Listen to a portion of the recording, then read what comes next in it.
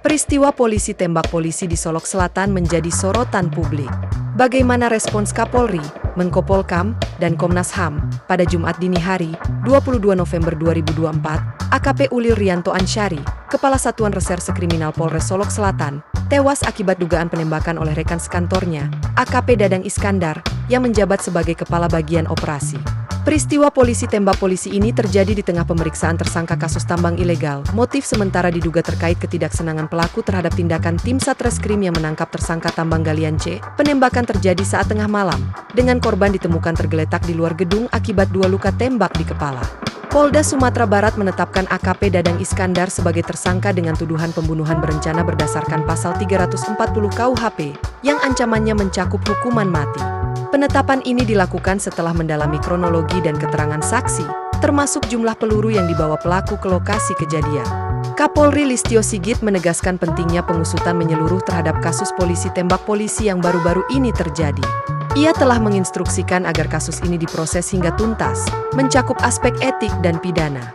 Kapolri juga menekankan bahwa tindakan tegas harus diberikan kepada pelaku tanpa memandang pangkat, terutama jika motif kejahatan tersebut dianggap mencoreng nama institusi. Ia meminta seluruh pihak untuk tidak ragu dalam menegakkan keadilan dalam kasus ini. Menko Polkam Budi Gunawan mendukung penerapan hukuman berat terhadap tersangka. Dalam konferensi pers di Jakarta, 25 November 2024, ia menyatakan bahwa penerapan pasal berlapis dan hukuman maksimal akan diupayakan.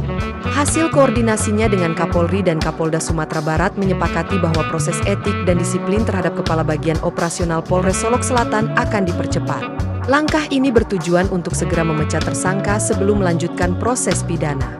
Sebagai Ketua Kompolnas, Budi menegaskan pentingnya penegakan hukum yang tegas. Komisi Nasional Hak Asasi Manusia, Komnas HAM, meminta kasus polisi tembak polisi di Sumatera Barat diusut tuntas. Peristiwa yang melibatkan 2 pejabat Polres Solok Selatan ini mengakibatkan tewasnya Kasat Reskrim Ajun Komisaris Rianto Ulil Ansyar oleh Kepala Bagian Operasi AKP Dadang Iskandar. Mendesak dan memastikan proses penegakan hukum yang adil, independen dan transparan atas peristiwa penembakan AKP Rianto Ulil Ansyar tersebut, baik itu secara pidana dan persidangan etikanya, kata Ketua Komnas HAM Adnike Nova Sigiro dalam siaran persnya, diterima di Jakarta, Sabtu, 22 November 2024. Menurut Adnike, peristiwa penembakan antara sesama anggota polisi bukan kali pertama terjadi di Indonesia. Kasus serupa pernah terjadi, yakni penembakan Brigadir J di tahun 2022 yang sempat menjadi perhatian publik.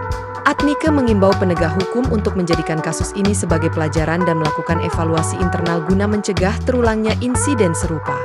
Ia menekankan pentingnya mengidentifikasi akar masalah agar kejadian serupa tidak terjadi lagi di masa depan.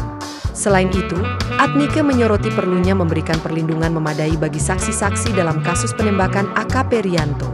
Perlindungan ini bertujuan memastikan saksi bebas dari intimidasi sehingga dapat memberikan kesaksian yang jujur demi mengungkap kebenaran.